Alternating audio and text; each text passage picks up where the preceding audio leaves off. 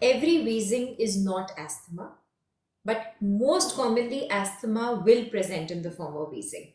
Asthma in medical terms is a very dynamic entity, and asthma cannot be diagnosed as a one time occurrence. For parents, it is more important to recognize that any single episode of wheezing at that point in time can be threatening, and repetitive such attacks can injure the windpipe, which is in a vulnerable stage of growth. It is therefore very important for parents to focus on the immediate aspects of intervention, seeking help, enabling a child's windpipe to relax, and enable a child to breathe comfortably. Doctors would determine a lot of factors in play.